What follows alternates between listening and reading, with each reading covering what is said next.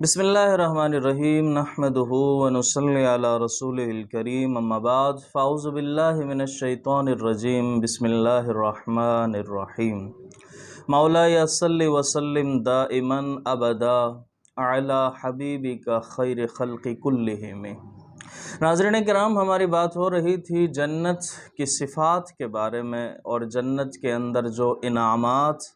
اللہ تبارک و تعالی نے جنتیوں کے لیے تیار کر رکھے ہیں ان کے بارے میں۔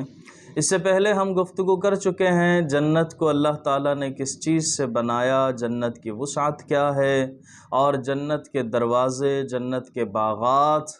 آج ہم بات کریں گے کہ وہ جنتی کہ جن کو اللہ تبارک و تعالیٰ نے بڑی عزتیں عطا فرمائی،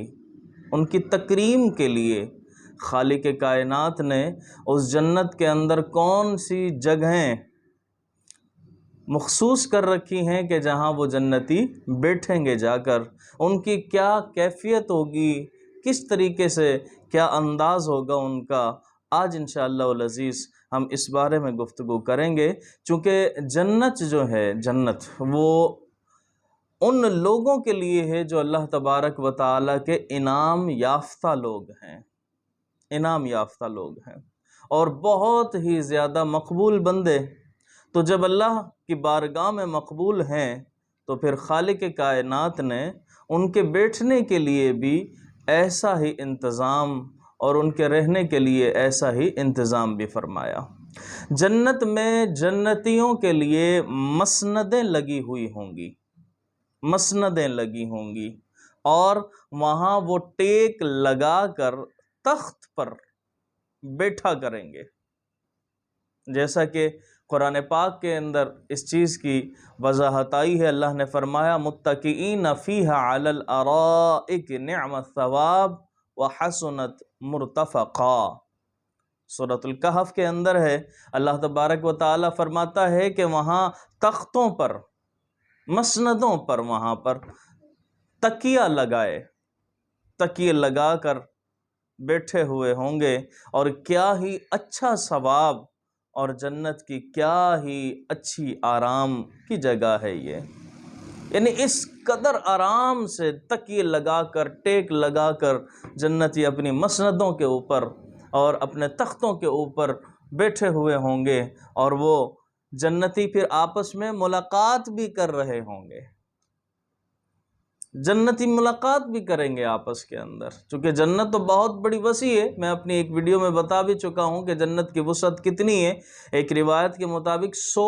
منزلیں ہیں جنت کی، لیکن جنتی جو ہوں گے وہاں پر وہ پھر بھی ملاقات کریں گے ایک دوسرے سے، جیسا کہ حدیث شریف کے اندر آتا ہے۔ حضرت سیدنا ابو ہریرہ رضی اللہ تعالی عنہ سے روایت ہے، فرماتے ہیں کہ رسول اللہ صلی اللہ تعالی علیہ وسلم نے ارشاد فرمایا کہ جنت میں اہل جنت جمع ہوں گے، اکٹھے ہوں گے، اور ان میں آپس کے رشتہ دار بھی ہوں گے اور غیر بھی ہوں گے۔ جو ان کے دنیا کے اندر رشتہ دار ہیں وہ بھی ہوں گے سارے، اور غیر بھی ہوں گے، اور پھر وہاں ایک دوسرے سے وہ تعارف حاصل کریں گے۔ اس طرح سے آج ہم یہاں دنیا کے اندر اگر کسی جگہ پر جائیں تو وہاں ہمارے جاننے والے بھی ہوں کچھ، اور نہ جاننے والے بھی، تو پھر وہاں ایک دوسرے سے تعارف کرایا جاتا ہے، آپ کہاں سے ہیں، آپ کا نام کیا ہے، آپ کا تعلق کس علاقے سے۔ اسی طرح جنت کے اندر بھی رسول اللہ صلی اللہ علیہ وآلہ وسلم نے فرمایا کہ وہاں پر بھی اسی طرح ملیں گے آپس میں، اور پھر مل کر ایک دوسرے سے تعارف بھی لیں گے، تعارف بھی حاصل کریں گے۔ بات کرتے ہیں جنت کی موسم کے بارے میں۔ جنت کا موسم کیسا ہوگا کہ جس طرح آج ہمیں یہاں دنیا کے اندر ناظرین کرام گرمی کا بھی سامنا ہے، سردی کا بھی سامنا ہوتا ہے، تو کیا جنت میں بھی ایسا ہی ہوگا؟ جنت میں ایسا نہیں ہوگا، جنت میں ایسا نہیں ہوگا، بلکہ جنت کے اندر نہ تو سردی اور نہ گرمی، بلکہ انتہائی خوشگوار موسم، ایک انتہائی خوشگوار وہاں پر جو ہے وہ جنت کا موسم ہوگا، اور ایک معتدل موسم ہوگا، ایک بالکل درمیانہ موسم ہوگا، جیسا کہ قرآن پاک نے وضاحت فرمائی کہ لا یرون فیہا شمسا ولا زمہریرا،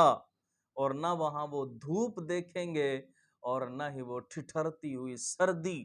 وہاں پر دیکھیں گے، بلکہ ایک معتدل وہاں پر جو ہے وہ جنت کا موسم ہوگا۔ اور پھر پھل کی وجہ سے وہاں کے جو درخت ہوں گے نا، جنت کے جو درخت لگے ہوئے ہوں گے اور جن کے اوپر بڑے بڑے پھل لگے ہوں گے، وہ درخت زیادہ اونچے نہیں ہوں گے بلکہ جھکے ہوئے ہوں گے، وہ جھکے ہوئے ہوں گے وہاں پر، اور اہل جنت ان کو آرام سے لیٹے ہوئے بیٹھے ہوئے ان کے پھلوں کو کھا سکیں گے۔ یعنی جنتیوں کو اتنی بھی تکلیف نہیں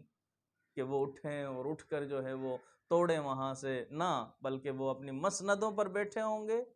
یا پھر لیٹے ہوئے ہوں گے، اور جنتی پھل جو ہیں وہ آ جائیں گے ان کے پاس، اور وہ اسی طرح وہیں لیٹے لیٹے بیٹھے بیٹھے کھا لیں گے۔ یہ ساری کی ساری ناظرین کرام صفات ہیں اس جنت کی کہ جس کا نام سنتے ہی انسان کے